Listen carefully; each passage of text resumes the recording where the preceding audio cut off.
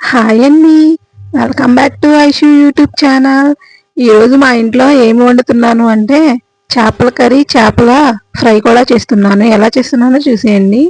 ముందుగానే చేపలు కడిగి పెట్టుకోవాలి. అందులో సాల్ట్, పసుపు, కారం, అల్లం వెల్లుల్లి పేస్ట్ వేసుకోవాలి.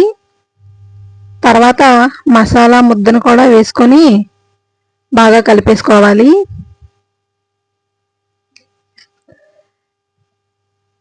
ఇదంతా చేపలకి పట్టేట్టుగా కలుపుకోవాలి.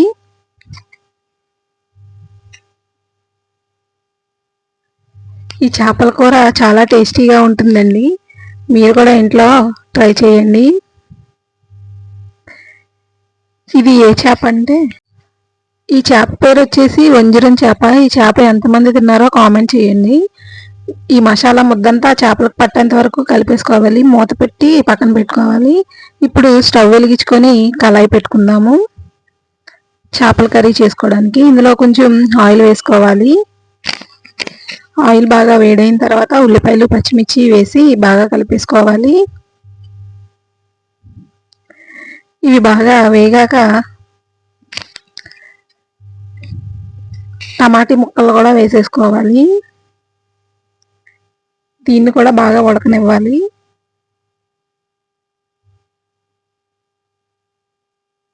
ఇవి తొందరగా కుక్ అవ్వాలంటే కొంచెం సాల్ట్ కూడా వేసుకుంటే వేగా ఉడికిపోతుంది. సాల్ట్ వేసుకుని బాగా కలిపేసుకోవాలి. ఈ వీడియో మీకు నచ్చినట్లయితే లైక్ చేసి, షేర్ చేసి, సబ్స్క్రైబ్ కూడా చేసుకోండి. ఇలాంటి వీడియోస్ మీకు ఇంకా వస్తూనే ఉంటాయి. ఇప్పుడు ఈ టమాటా బాగా ఉడికింది కాబట్టి చేప ముక్కల్ని వేసేద్దాము.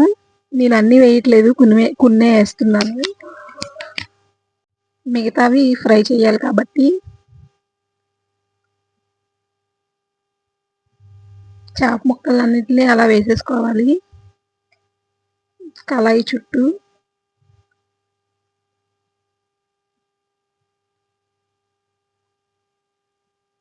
చేప ముక్కలు వేసేసుకొని బాగా కలుపుకోవాలి.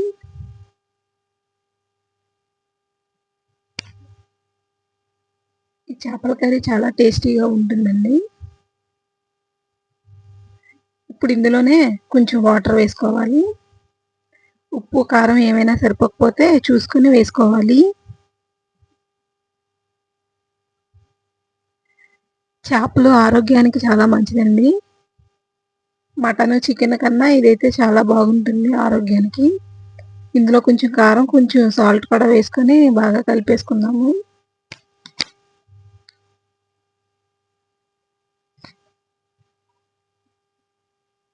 ఆయిల్ అంతా పైకి తేలేంత వరకు బాగా ఉడకనివ్వాలి. ఇదిగోండి ఇలా ఉడికిపోయింది చక్కగా. ఈ చేపల కర్రీ రెడీ అయిపోయింది. పక్కన పెట్టేసుకుందాం. ఇప్పుడు పక్కనే స్టవ్ వెలిగించుకొని కళాయి పెట్టుకోవాలి చేపల ఫ్రైకి. ఈ చేపల ఫ్రై ఎంతమందికి ఇష్టమో కామెంట్ చేయండి. కళాయి వేడయ్యాక నూనె వేసుకోవాలి. ఈ చేపల ఫ్రై కూడా చాలా టేస్టీగా ఉంటుందండి. అదే ముక్కల్ని ఇందులో వేసేద్దాము. మనకు సరిపడినన్ని. మసాలా బాగా పట్టింది. చాలా టేస్టీగా కూడా ఉంటుంది ఈ చేపల ఫ్రై. మీరు కూడా ఇంట్లో ట్రై చేయండి.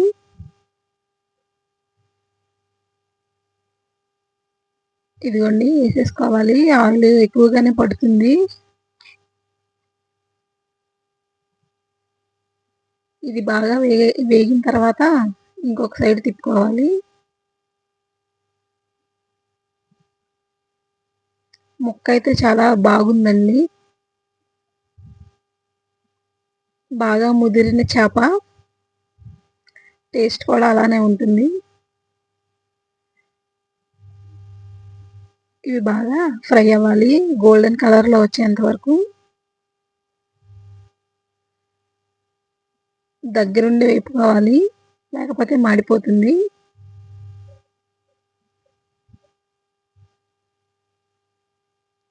నీట్గా రెండు వైపులా ఫ్రై చేసుకోవాలి.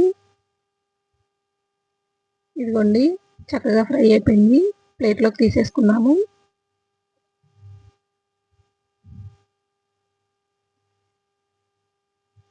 ఇదిగోండి చేపలు వేడివేడిగా రెడీ అయిపోయింది. ఈ రోజుకి ఇదే వీడియో. Bye bye.